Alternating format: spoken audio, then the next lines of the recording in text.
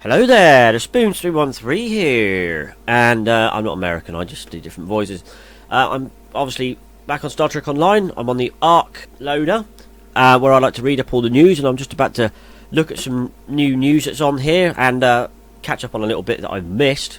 There's a new featured episode coming out, called Of Science Importance. There's news about the Infinity Lockbox returning to PC. There's Fleet Station K13 special unlocks for going up on the second floor. And like I said, there is some that I missed as well. Let's have a little click through here. So we're going to read about Science Importance. We're going to read about the Infinity Lockbox update. We're going to read about that. There's an XP weekend coming up this weekend too. And there's the Lukari Restoration Initiative Reputation. But before I get into that, I'm going to read what I missed out last time by stupidly putting that down and clicking on the wrong thing. Right, let's bring it up. The Zenkethi are coming. Alright. Zenkethi. Let's read about the Zenkethi. Concept design.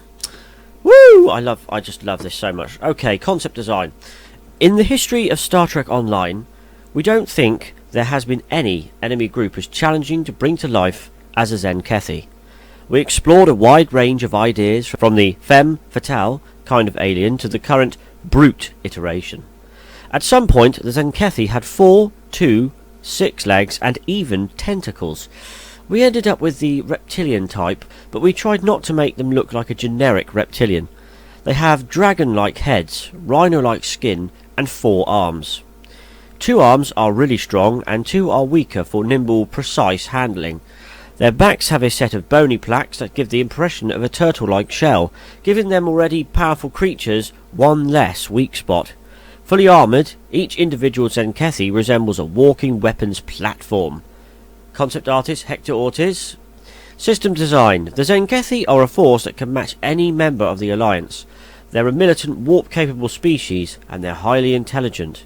From the beginning, we knew we wanted a fight with the Zenkethi to be a fight you could get better at by knowing more about them. Your first fight with them will probably be the most difficult one. What this meant was that they needed actions for many different situations. They will keep their enemies on their toes by being outfitted with technology that allows them to potentially deploy multiple types of drones, or fire a grenade launcher with multiple firing modes. Beyond this technology, the Zenkethi needed to be resilient, but not a damaged sponge. We pursued what we called smart tanky. We wanted their technology to lend itself to potential survivability. But all of it can be countered. Good.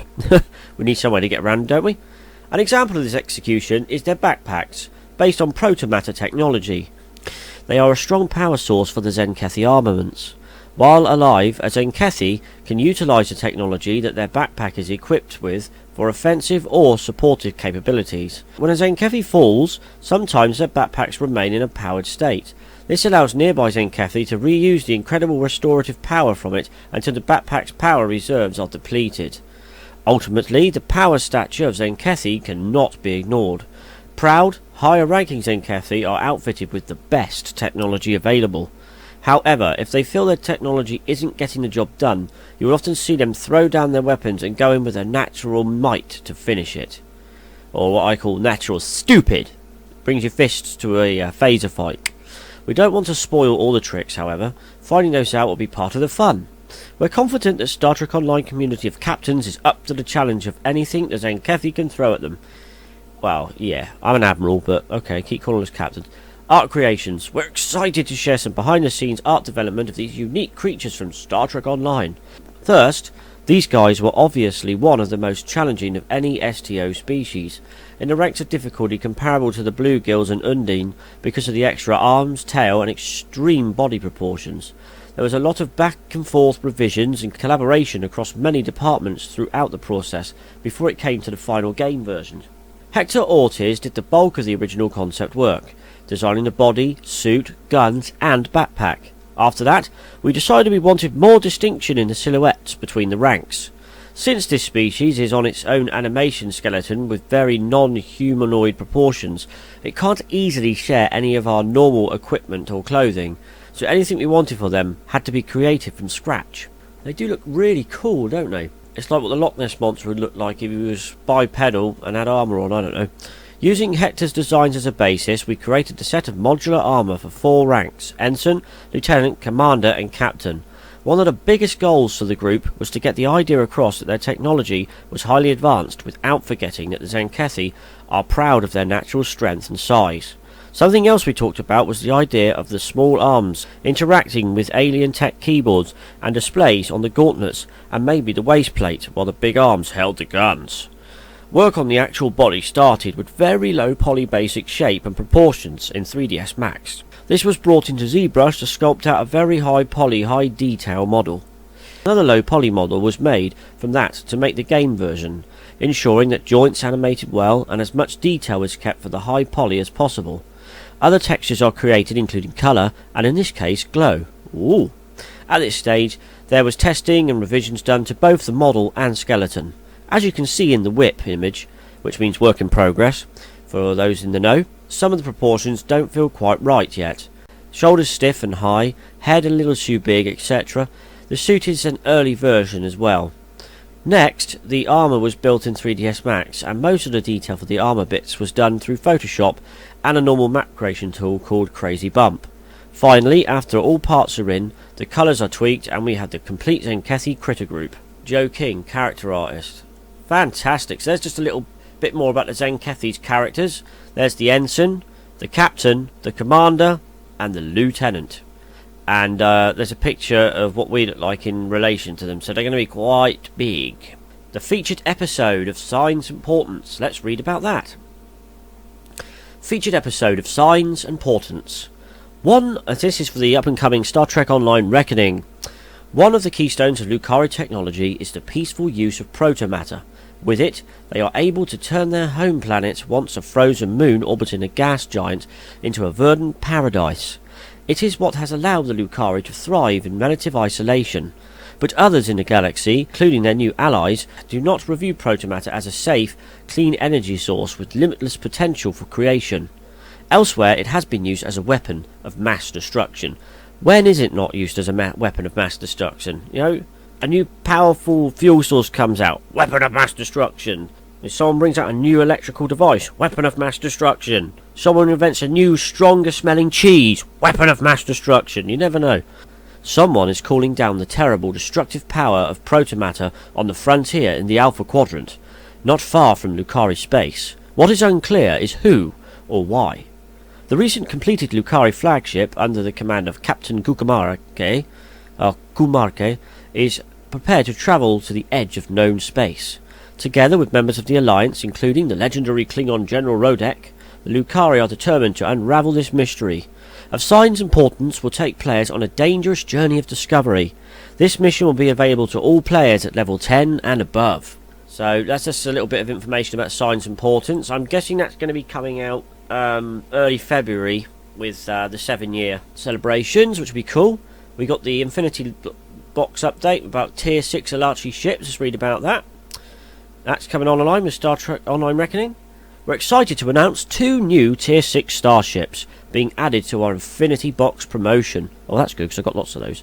This time, we're adding Tier 6 versions of the Aloud Esgaloth Escort and the Aloud Monbosch battleship.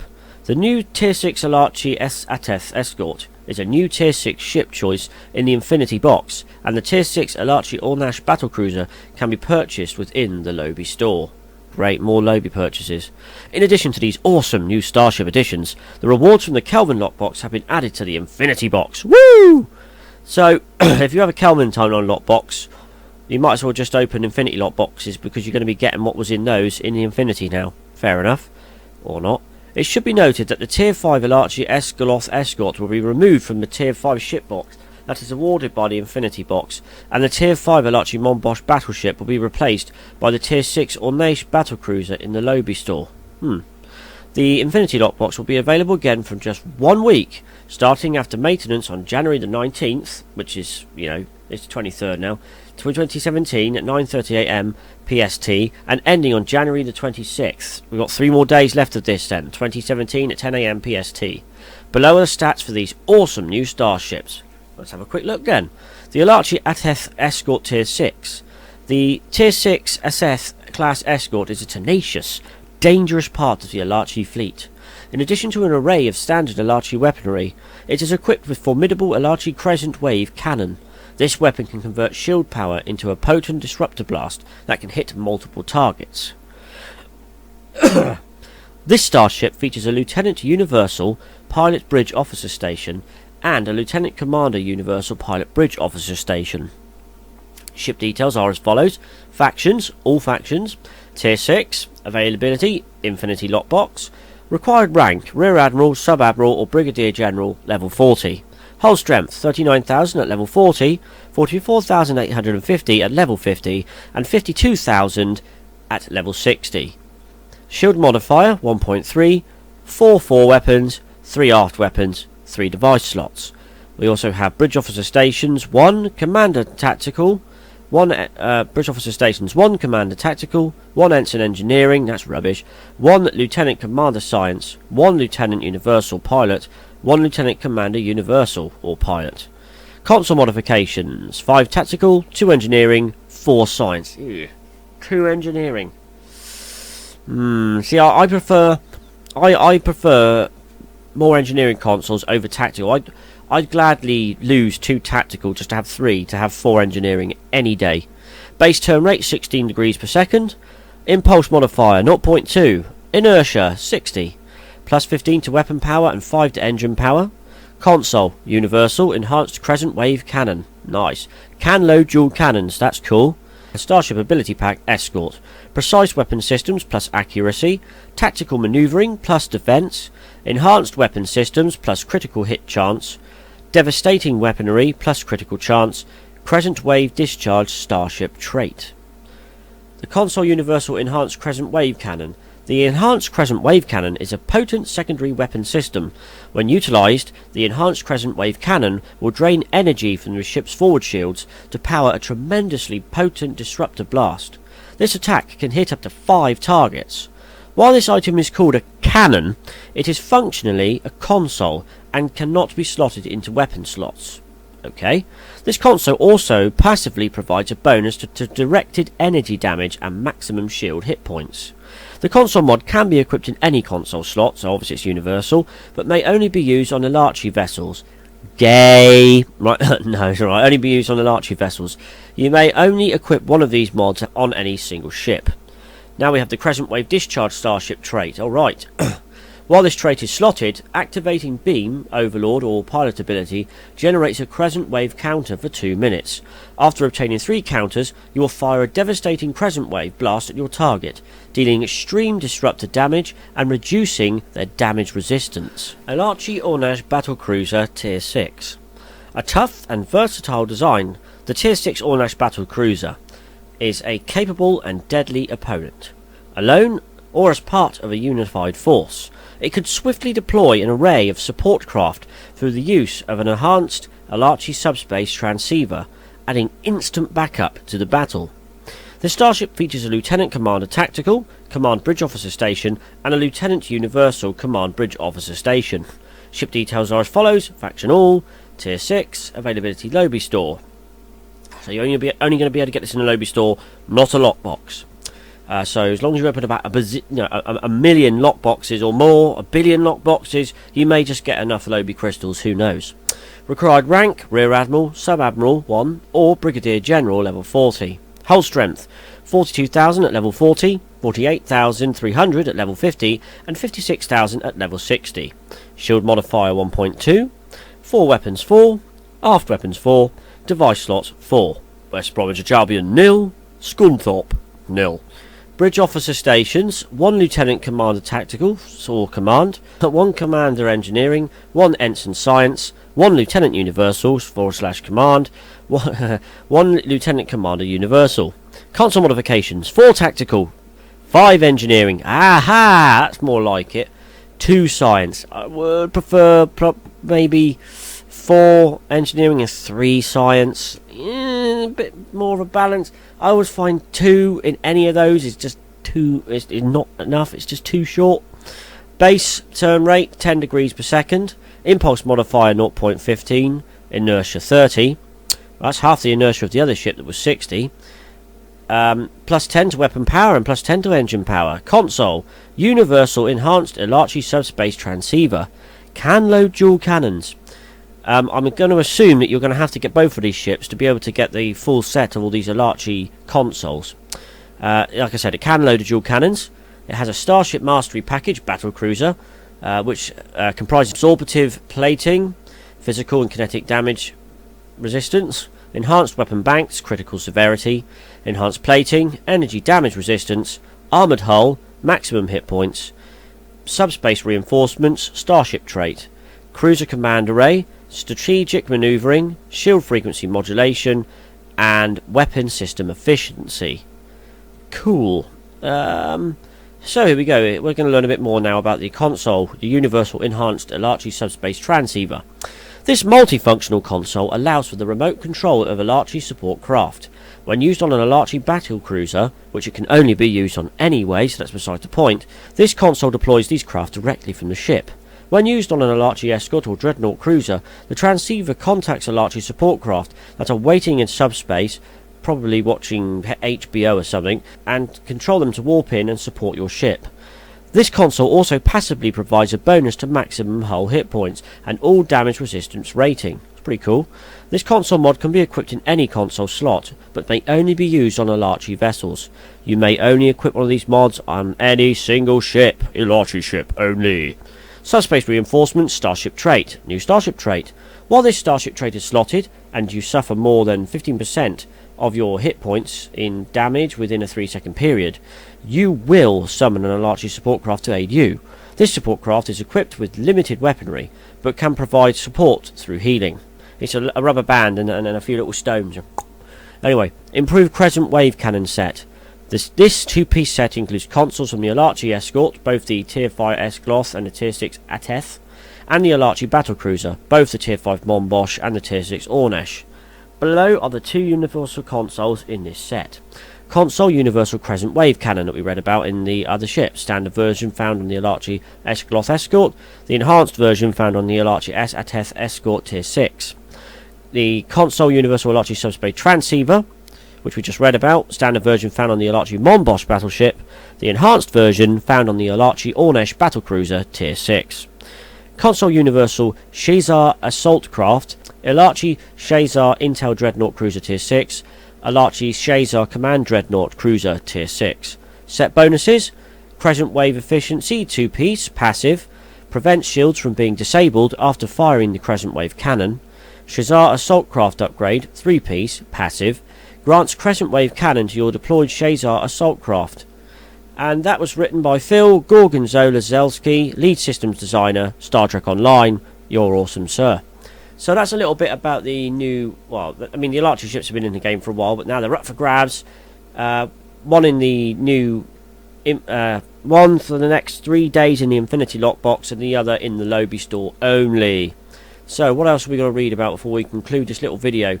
I mean, you can just come on here and read the news yourself, but I'd like to read it for people, especially people that just want to get in the game and don't have the time to sit there and read a whole page of text. I'll just read it for you. So we've still got the K-13 fleet holding special unlocks to read about, the XP weekend coming up, and of course the Lukari Restoration Initiative reputation. So let's crack on before it gets too long. Here we are, K-13 fleet holding special unlocks. I'm really excited about getting K-13 open, because at the moment all I can do until we get to tier 1 in our fleet, which is fleet section 313, please look us up and join, is you can just fly around outside and shoot asteroids. So let's read on. At the conclusion of the episode Painful Omens, Starbase K-13 was lost to a temporal anomaly. During our update later this year, players will be able to discover the fate of K-13 and find what technologies are locked away inside. Starbase K-13 will become available as a new original series themed fleet holding, available to all fleets on Star Trek Online, which it already is. Fleet Station K-13 will also feature many unlockable projects to improve both its interior and exterior visual appearance, thank goodness for that, as well as many standard conveniences that all Starship captains need access to from time to time. Fleets can also unlock inter-fleet shuttle capabilities that will allow for quick and easy access to K-13's location, which is Draconis 20 in the Alpha Quadrant. There's no picture of it on the map yet. That's where it is, Draconis 20 Alpha Quadrant. In addition to these projects, there will be 8 special project unlocks that will run for 2 weeks each. The 7th unlock will run from the 1st to the 19th of the 1st 17 to the 2nd of February 17. Right, so they're running at the moment. Of course, Project 7 is second floor access. Completing this project will grant access to the second floor of K13's hub.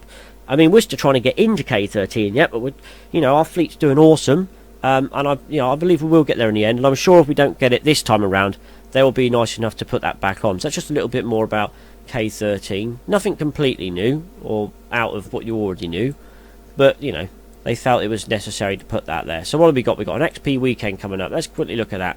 This is bog standard, really. Attention! We've doubled our efforts to give captains on PC the necessary experience to deal with threats to the galaxy. From Thursday, January the 19th at 9 AM to Monday, January the 23rd, which was actually today, at 10 AM, players will be able to enjoy twice the experience. Well, that's a shame, because that's already been and gone. During the event, content that provides skill points and expertise will reward 100% or a 2 times bonus above normal amounts. This bonus will be available for all content that rewards skill points and expertise. Well, my bad, I should have made this video a little earlier, because this is finished today. And I can do this for another hour, if I get this video up first. Anyway, alright, that one's not so important. Let's just skip to the Lukari Restoration Initiative reputation. Okay, so the Lukari Restoration Initiative reputation. For the new Star Trek Online Reckoning. The Lukari Restoration Initiative represents their attempts to utilise protomatter to undo damage dealt by the Zenkethi. Their expertise in using protomatter, combined with their sustainability doctrine and scientific focus, have resulted in an approach to exploration that revolves around leaving the universe a better place for all those who share it. Heal the world, make it a Lukari place. Anyway, this new reputation will be available for Season 12's release and will feature all new traits, kit modules, space equipment sets, and ground equipment sets. Woo! So, progression. Submitting Lukari marks will increase your standing within the Lukari Restoration Initiative. Oh no, it's Restoration Initiative, my bad. These can be earned by participating in the Gravity Kills and Zenkethi Front Queues, as well as the Zenkethi Battle Zone, which we read about in the previous video last week. Each source of the marks allows for scaling rewards, increasing the number of Lukari marks received by performing above expectations or completing bonus objectives. Protomatter microcontainers can be earned by participating in the advanced and elite versions of queues, which reward Lukari marks, as well as completing significant events within the Zenkethi Battle Zone. Protomatter microcontainers hold trace amounts of protomatter used by the Zenkethi for making protomatter bombs. Because protomatter is notoriously unstable, the Zenkethi usually keep it in small, isolated quantities. Allied forces encourage collection of protomatter for safe disposal.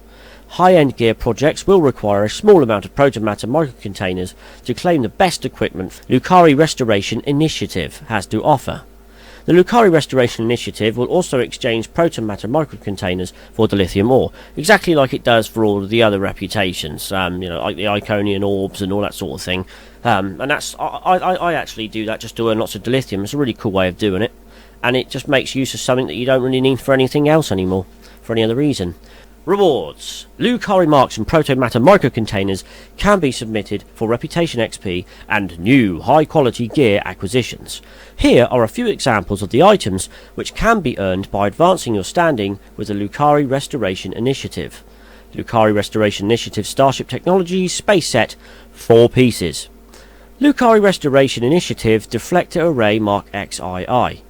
Lukari Restoration Initiative, they're just making sure I get it right. I'm getting it right, okay? I've said it so many times now. Lukari Restoration Initiative deflector arrays are designed to enhance a ship's ability to be a combat-ready support vessel.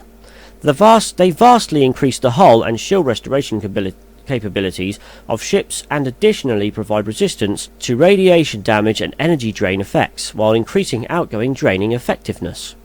Lukari Restoration Initiative Combat Impulse Engines Mark XII. I'm going to say it again, aren't I? Ready? Lukari Restoration Initiative Combat Impulse Engines are especially reactive to the state of their ship. They become standard with additional kinetic resistance and additionally grant a mobility and regeneration buff when your hull suffers excessive damage in a short duration. Lukari Restoration Initiative Regenerative Shield Array Mark XII. Lukari Restoration Initiative Regenerative Shield Arrays are adapted to have extra resistance to Tatrion damage. They additionally have enhanced shield emitters that cause them to heal nearby allies' shields passively, in addition to their own. Lukari Restoration Initiative Reinforced Warp or Singularity Core Mark XII. Matter or Antimatter Core, Lukari Restoration Initiative Warp Cores are designed to overcharge auxiliary and shield power levels, increasing a shield's maximum and current auxiliary and shield power. There's a lot of ands there. The Warp Core also gives bonus shield power based on your current auxiliary power level, increasing the shield defense and regeneration strength of the ships. This Warp Core is additionally equipped with point jump technology, which allows it to move to a point in front of a friend to heal them, or in front of an enemy to attack. Below are the set bonuses for this new space equipment set. The Lukari Restoration Initiative Starship Technology set bonuses. Space. Rapid Restorative Technologies 2-piece. Passive. 10% recharge time reduction on hull and shield healing bridge officer abilities. Supercharged shield emitters 3-piece enhancement. Regenerative Shield overflow. Set shield passive range increased from 2.5 kilometers to 5, so that's doubling your range for the shields. Enhanced point jump 4-piece click. Point jump reduced recharge to 120 seconds and gain temporary hit points for 10 seconds. Foes within 5 kilometers receive a penalty or a yellow card, receive a penalty to shield hardness for 10 seconds. Alright, Lukari Restoration Initiative Armaments weapon set 3 pieces. The Piezoelectric Focuser Universal Console utilizes advanced technology to generate piezoelectronic power from the natural vibrations of the ship and boost the efficiency of various parts of your starship. Slotting this console grants an increase to polaron damage, turn speed, and maximum shield capacity. I'm not sure if that's what the shield array is going to make your ship look like. Kind of purple, but we'll find out. The Advanced Piezo Photon Torpedo Launcher, so photon torpedoes. The Advanced Piezo Photon Torpedo Launcher has been heavily enhanced, with different effects under different firing modes, and lots of pretty little stickers. This torpedo prevents Senkethi ships from creating protomatter radiation hazards on death for 10 seconds after impacting them. When fired normally or as transported warhead, it has a chance to inflict a shield hardness debuff and shield drain on nearby foes. When fired as a salvo, or with the photonic shockwave upgrade, it drains and debuffs the hardness of your enemy's shields in a massive area around your primary target. When fired as a high-yield torpedo, the launcher fires one single destructible torpedo that deals heavy kinetic damage to your main target, inflicts a shield hardness debuff, and bigger shield drains to all foes in range, and additionally deals shield, bypassing electrical damage to all foes in range. Advanced Piezo Polaron Weapon Mark XII. Beam Array. The Advanced Piezo Polaron Beam Array has a chance to heal you and nearby allies for a % of their hull and shields over time. Additionally, when first activated, while beam overload or surgical strikes are active, this weapon triggers a technical overload on the target that deals electrical damage in an area around the target that is increased if the target is electrical. Dual Heavy Cannons. The Advanced Piezo Polaron Dual Cannons have a chance to heal you and nearby allies for a % of their hull and shields over time. Additionally, when first activated while cannon rapid fire or surgical strikes are active, this weapon triggers a technical overload on the target that deals electrical damage in an area around the target that is increased if the target is electrical. Have I just read that twice? I think that's pretty much, they do the same thing. Below are the set bonuses for this new space equipment set. Alright, here we go. The Lukari Restoration Initiative Armament set bonuses. Space. Piezoelectric Technologies 2-piece. Passive. Increased photon projectile damage. Increased polaron weapon damage. Increased drain expertise.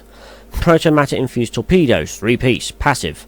If your high-yield advanced piezo photon torpedoes are shot down before reaching the target, they will spawn a protomatter hazard that grants allied players a hull and shield regeneration boost for flying into it. Nice. Happy radiation. Yeah. Lukari Restoration Initiative Operative Ground Set 3 pieces. Lukari Proto Restorative Combat Armor Mark XII. The Lukari Proto Restorative Combat Armor is the result of Lukari scientists compromising on exploratory, peaceful policy in the face of a dangerous threat.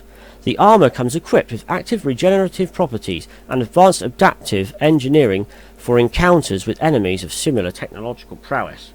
Like Wombles. Space Wombles! I'm only joking. Lukari Proto Reactive Personal Shield Mark XII. As with all Lukari technology, the Lukari Proto Reactive Personal Shield is designed to be adaptable, Powered using refined protomatter energy harnessing techniques, the Lukari have made a highly regenerative shield. The highly regenerative shield, also equipped within the shield projector, is a countermeasure for when power reserves drop significantly. The shield will disperse a protomatter regenerative field so that the wearer and nearby allies can be saved in the case of sudden, unexpected dangers. That's cool. Lukari piezoelectric wrist apparatus Mark XII. Every time I read piezo, it's like pie and pizza. It's pie and pizza! Pizza pie! It's a pizza! The Lukari have ideals which must not be lost among the conflicts of space. This led their engineering teams to develop a wrist device that was capable of both reinforcing offensive capabilities, providing a support role in a scenario that warrants it, and conveniently tells the time. Additionally, I just added that bit, due to the electrical output of the device, any enemy offensive and support electronics can be dispatched quickly and tactically. Below are the set bonuses for this new ground equipment set. The Lukari Restoration Initiative Operation Set Bonuses: Ground, Advanced Support Methodology, 2-piece, Passive, Increased Outgoing Hailing Bonus, and Increased Electrical Damage. Lukari Proto Energy Mastery 3-piece set: Passive, Chance while taking damage while shields are active to convert some incoming damage for a few seconds into shield healing. And now let's have a little look at the kit modules. Look at these little thingies. It's like, these kit modules actually kind of remind me of Fallout 3's Enclave iRobots. You know, the Enclave faction that are the arch enemies of the Brotherhood of Steel. That's what they remind me of, the Enclave. Not too similar. In fact, actually, these look better. But anyway, kit modules. Let's get into this. Engineering kit module: Protomatter Generator Drone Mark XII. The Protomatter Generator Drone fabrication creates a mobile drone that follows a user and provides passive health and shield regenerations to allies that stand near it. I like it already. Science Kit Module: Piezoelectrical Lattice Mark XII.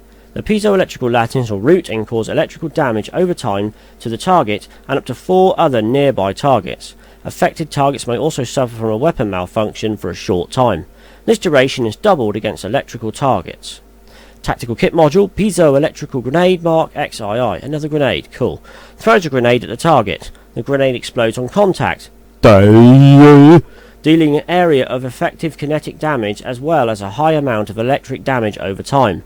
The piezoelectric grenade also has a high chance to hold effective targets for a short time. Electronic targets are always held if struck by this grenade's blast because they're grounded, of course. It is possible for the target to move away from the blast radius while the grenade is in transit. Damage from the explosion partially ignores shields and does additional damage to electronic enemies. So as long as you're fighting androids, right, or you're just throwing it at your office computer, then it's going to be, you know, it's going to be to its maximum effectiveness. Traits: the Lukari Restoration Initiative introduces the following new traits. Tier 1, Ground. Slippery target. Passive. Gain immunity to ground control effects for a short duration when you are at the target of a root, hold, disable or knock effect. Viral weapon overload. Passive. When you critically strike an enemy, you additionally disable their weapons. Tier 2, Space. Evasive tactics. Passive. Gain immunity to control effects for a short duration when you are the target of a root, hold, disable or repel effect.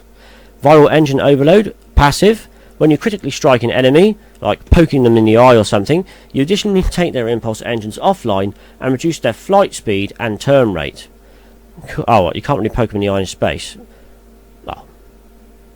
I don't know, maybe I could just beam my finger over slightly, maybe in some kind of a little rift in time and space. I could poke my finger through, just boop, make them crash the ship. Why not? Anyway, shut up, Terry. Tier 3, Ground. Reactive Protomatter Infusion. Passive. Being critically hit will grant you a large increase to your health and shield regeneration rate for a short time. Piezoelectric Discharge. Passive. 10% chance for your weapons to cause an AoE shield drain centered on your primary target. Tier 4, Space. Automated Protomatter Conduits. Passive. Being critically hit will grant you a large increase to your hull and shield regeneration rate for a short time. Piezoelectric Weapon Amplification. Passive. 5% chance for your weapons to cause an AoE shield drain centered on your primary target. Tier 5, Ground. Piezoelectric Perimeter Snare. Click. Piezoelectric Perimeter Snare creates a match of mechanical tendrils at the target, which damage and root foes. They do a lot of rooting things, don't they? Any foes that move into the snare will be slowed. All targets caught in the patch will receive electrical burns, ouchie, which deals damage over time. All damage from piezoelectrical perimeter snare partially ignores shields. This brand new reputation will be available with the launch of Season 12 Reckoning and will be available for testing on Tribble soon. We look forward to seeing players make the most out of these reputation rewards. See you in game! Note, all abilities and items found within this blog are subject to change. Fair enough, so that's all about the new Lukari Restoration Initiative. And that will be coming out with Star Trek Online Reckoning, and you'll be able to test it all out on Tribble. You probably, I mean, this was on the 18th, so it's probably already there for a test. Myself, I don't test anything early on these games. I'll just be patient and wait till they come in and wait till they're finished. So anyway, let's just double check there's nothing else left to go over before we end this video. So we've done the Lukari Restoration Initiative reputation. We've done the XP weekend, which we already missed. K13 Fleet Holding Special unlocks, which we didn't find out anything new there. The PC Infinity box update with the Tier 6 Larchy ships. And finally, the featured episode of Signs and Portents, which we just had a small insight into it, not much else. So that's so far that's all the news that's on the Star Trek Online ARC site at the moment, and I hope you enjoyed me reading news to you. It saves you sitting there and reading it. You can just sit back, close your eyes, and just listen and learn about what's going on without all the strain of reading. So I hope you enjoyed this video. Please don't forget to like and subscribe. I've been TheSpoons313 of 313 Games and Fleet Section 313 on Star Trek Online. If you look up Spoons in the game, you will find me, and I have 2 other players as well. You'll still see all my players in my videos. But until then, I have been TheSpoons313. Thank you very much for watching. Ta-ta.